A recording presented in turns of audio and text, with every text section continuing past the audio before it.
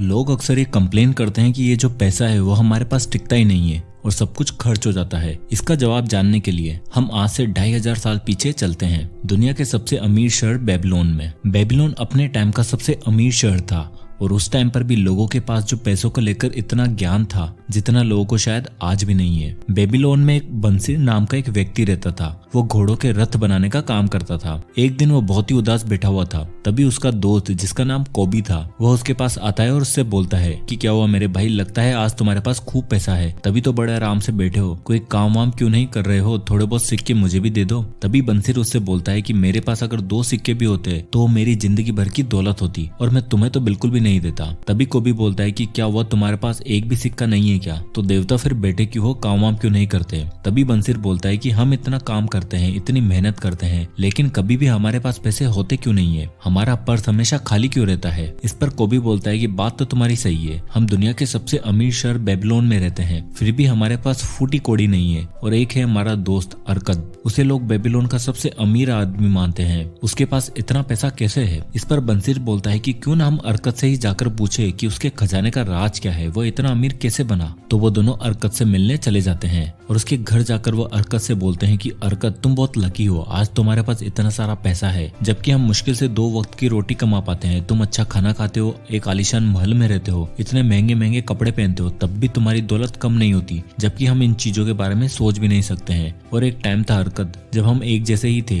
एक ही स्कूल में पढ़ते थे, एक ही गेम खेलते थे, तब तुम हमसे अच्छे नहीं थे, नहीं तुम्हारे पास कोई एक्स्ट्रा स्किल थी और हमने भी मेहनत ही एक जैसी करी थी। तो फिर बताओ अरकद कि तुमने ऐसा क्या किया कि तुम इतने अमीर बन गए। अरकद क्या तुम अपने अमीर बनने के राज हमें बता सकते हो। अरकद अमीर तो था ही सही, साथ में वो एक बहुत ही अच्छा इंसान भी, और उसने अपने दोस्तों को पैसों के 4 राज बताए जो उसने कुछ टाइम पहले एक बहुत ही अमीर आदमी से सीखे थे, जिन्हें फॉलो करके आज वो इतना अमीर इंसान बना है। अरकद ने जो सबसे पहला सीक्रेट बताया था वो था पे योरसेल्फ फर्स्ट, मतलब कि आप जितना भी कमाते हो उसमें से सबसे पहले अपने आप को पे करो। अब आपको लग रहा होगा कि हम जितना भी कमाते हैं वो सारा पैसा हम खुद पर ही तो खर्च करते हैं, लेकिन यहाँ पर खुद को पे करने का मतलब कि आप अपनी सैलरी से या बिजनेस से जितना कमाते हो उसमें से 10% आपको सेव करके रखना है। हर महीने जब भी हमें सैलरी मिलती है तो हम सबसे पहले अपने लाइट पानी का बिल पे करते हैं, घर का रेंट पे करते हैं और फिर अपने लिए कुछ कपड़े और बाकी चीजों पर खर्चा कर देते हैं। मतलब कि हम अपनी सैलरी को सब लोगों में बांट देते हैं, लेकिन हम खुद के लिए कुछ भी सेव नहीं करते हैं। अरकद बताता है कि इंसान चाहे कितना भी पैसा क्यों न कमा रहा हो, उसे उसका 10% हमेशा सेव करके रखना चाहिए। उसके बाद आप उस 10% को काम पर लगाकर उससे और भी ज्यादा पैसा कमा सकते हो, जो कि कभी भी खत्म नहीं होने वाला है। बट बहुत से लोगों की प्रॉब्लम ये होती है कि उनसे 10% तो क्या कुछ भी सेव नहीं होता है, तो हम पैसे बचाएं कैसे। वेल, इसका जवाब अरकद के दूसरे सीक्रेट में है। सीक्रेट नंबर 2,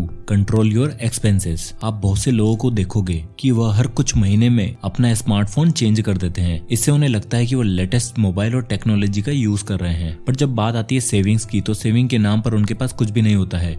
उल्टा उन्होंने अपना फोन और बाकी सारी चीजें लोन पर ले रखी होती हैं। इसलिए हमें अपनी नीड्स और वांट्स के बीच का फर्क पता होना चाहिए। आपके घर के नॉर्मल खर्चे जैसे लाइट पानी का बिल, आपके खाने पीने की चीजें, ये सब आपकी नीड्स है जिन्हें आपको हर हालत में पूरा करना ही है। लेकिन उसके अलावा जैसे नए नए ब्रांडेड कपड़े, नए लेटेस्ट मोबाइल, ये सब आपकी इच्छाएं हैं जिन पर आपका कंट्रोल होना जरूरी है, क्योंकि हर इंसान जितना कमाता है उतना खर्च कर देता है। जैसे जैसे लोगों की सैलरी इंक्रीज होती है वैसे वैसे उनके खर्चे भी इंक्रीज होने लग जाते हैं। इसलिए यह 10% सेव करना तो दूर की बात है, उन्हें वो चीजें लोन पर लेनी पड़ती है। इसलिए हमें हमारे एक्सपेंसेस कम करने चाहिए। हम जितना कमाते हैं उससे हमारे खर्चे हमेशा कम होने चाहिए, और उसके लिए आप बजट बना सकते हो जिससे आपको पता रहेगा कि हमें किन चीजों पर खर्चा करना है और किन चीजों पर नहीं, और इस तरह आप अपनी स्पेंडिंग पर कंट्रोल रख सकते हो। फिर अरकत ने अपने दोस्तों को तीसरा सीक्रेट बताया, मल्टीप्लाई योर इनकम। अरकत अपने दोस्तों से बोलता है कि जब तुम अपनी इनकम से 10% सेव करना सीख जाओगे और अपने खर्चों को भी कम करने लग जाओगे, तब आपको इन बचाए हुए पैसों को काम पर लगाना है,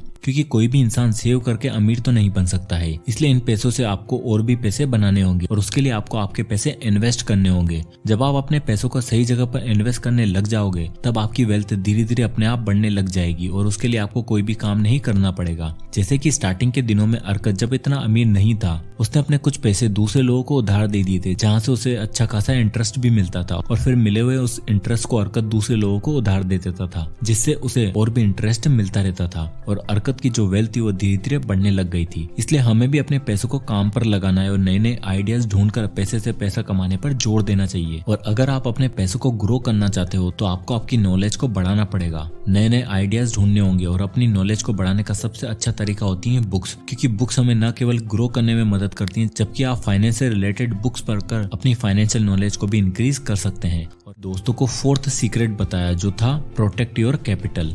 बेबीलोन शहर कई सालों तक इसलिए अमीर बना रहा क्योंकि उसने अपने पूरे शहरों को बड़ी बड़ी दीवारों से प्रोटेक्ट किया हुआ था। उसी तरह अरकत कहता है कि इन्वेस्टमेंट का सबसे पहला रूल है अपने प्रिंसिपल अमाउंट की सेफ्टी। अरकत बोलता है कि अगर आपने जहां पर अपने पैसे इन्वेस्ट कर रखे हैं और वहां पर आपका प्रिंसिपल अमाउंट भी डूबने का खतरा है तो आपको ऐसी जगह पर इन्वेस्ट नहीं करना चाहिए, क्योंकि जहां पर आपको हाई रिस्क में हाई प्रॉफिट दिख रहा होता है वो आपके लिए हाई लॉस में भी कन्वर्ट हो सकता है और आपके लालच के कारण आपका सारा पैसा डूब सकता है। इसलिए हमें लालच में आकर अपना पैसा ऐसी जगह पर इन्वेस्ट नहीं करना है जहां पर उसके डूब जाने का खतरा हो, नहीं तो आप जल्दी अमीर बनने के चक्कर में जो आपकी सेविंग्स थी वो भी सारी खत्म हो सकती है। अरकत बोलता है कि मेरा पहला इन्वेस्टमेंट मुझे बहुत नुकसान देकर गया था, क्योंकि मैंने एक ईंट बनाने वाले को जो कि दूसरे देशों में ट्रेवल करता था उसे अपना पैसा ज्वेलरी खरीदने के लिए दे दिया था और मुझे लगता था कि वो दूर देश जाकर ज्वेलरी लेकर आएगा और उसे हम यहाँ पर बेचकर खूब पैसा कमाएंगे। बट मैंने इतनी समझदारी नहीं दिखाई कि एक ईंट बनाने वाला ज्वेलरी के बारे में क्या ही जानता होगा और मैंने अपने सारे पैसे गवा दिए। इसलिए हमें उन्हीं लोगों को अपने पैसे इन्वेस्ट करने के लिए देने हैं जो उस फील्ड को अच्छे से जानते हो, क्योंकि अगर आप एक इंजीनियर को सर्जरी करने को बोलोगे तो उसका अंजाम आपको पता ही है कि क्या होने वाला है। इसलिए हमें हमारे कैपिटल की सेफ्टी रखना बहुत ही जरूरी है।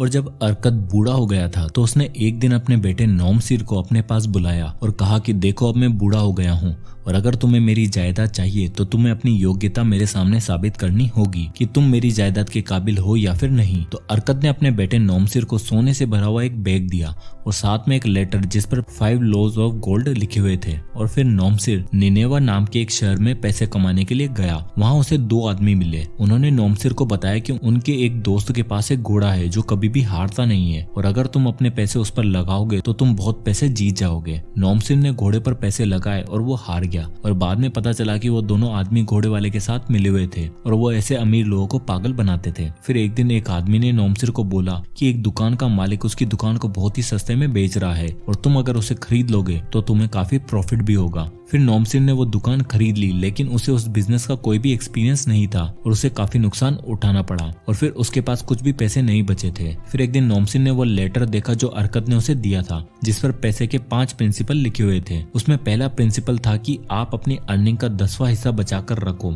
दूसरा, अपनी सेविंग्स को दिमाग लगाकर काम पर लगाओ। तीसरा, केवल एक्सपर्ट लोगों से ही एडवाइस लो। चौथा, बिजनेस की नॉलेज ना हो तो उसमें इन्वेस्ट नहीं करना चाहिए। पांचवा, ज्यादा प्रॉफिट अर्न करने के चक्कर में ज्यादा रिस्की बिजनेस में पैसे मत लगाओ। नोमसिर ये लेटर पढ़कर सोचने लगा कि अगर वह इसे पहले पढ़ लेता तो शायद वो अपने पैसे नहीं गवाता, लेकिन लेटर पढ़ने के बाद उसे सब कुछ समझ आ गया था और वो मेहनत के साथ काम करने लग गया और फिर उसने अपने पैसों को सबसे पहले सेव करना शुरू किया और फिर उन्हीं बिजनेस में पैसा लगाता जिसे वो खुद समझता, उसके बाद ही उसमें इन्वेस्ट करता और वो उन्हीं लोगों से एडवाइस लेता जो उस फील्ड में एक्सपर्ट थे। इस तरह उसने इन सारे प्रिंसिपल का यूज करके वो बाद में एक बहुत ही अमीर आदमी बन गया था। और कुछ सालों के बाद वो अरकत के पास आया और अपनी कहानी सुनाई। उसने अरकत से कहा कि पिताजी, मैं आपको एक सोने से भरा हुआ बैग देता हूँ जो आपने मुझे दिया था और साथ ही ये 2 एक्स्ट्रा सोने से भरे हुए बैग और देना चाहता हूँ जो आपने मुझे वो लेटर दिया था उसके लिए, क्योंकि उस विजडम के बिना मेरा पैसा कमाना इम्पॉसिबल था। अरकत ने नोमसिर को गले लगाया और कहा कि तुम अब पैसों के सारे नियम जान चुकी हो और अब तुम सही मायनों में मेरी जायदाद के हकदार हो। इस तरह अरकत ने अपने दोस्तों से लेकर अपने बेटे को पैसों के नियम सिखाए और इसी तरह अरकत पूरे बेबीलोन शहर के लोगों को यही विजडम देता रहा और वहाँ के लोग इन्हें फॉलो करके अमीर बनते चले गए। सो दोस्तों, ये थे कुछ अमेजिंग लेसन इस बहुत ही amazing book the richest man in Babylon से। सो आई होप कि वीडियो आपको पसंद आया होगा और इससे आपको कुछ ना कुछ सीखने को मिला होगा। तो अगर आपको ये वीडियो पसंद आया तो इसे लाइक करें और ज्यादा से ज्यादा लोगों तक शेयर करें। और अगर आप इसी तरह के वीडियोस देखना चाहते हैं तो हमारे चैनल को सब्सक्राइब करना ना भूलें। मैं इसी तरह के वीडियोस आपके लिए लाता रहूंगा। और अगर आप किसी भी टॉपिक या बुक पर वीडियो चाहते हैं तो हमें कमेंट बॉक्स में कमेंट करके जरूर बताइएगा। मैं उस पर वीडियो बनाने की पूरी कोशिश करूंगा। तो मिलते हैं नेक्स्ट वीडियो में, तब तक के लिए जय हिंद।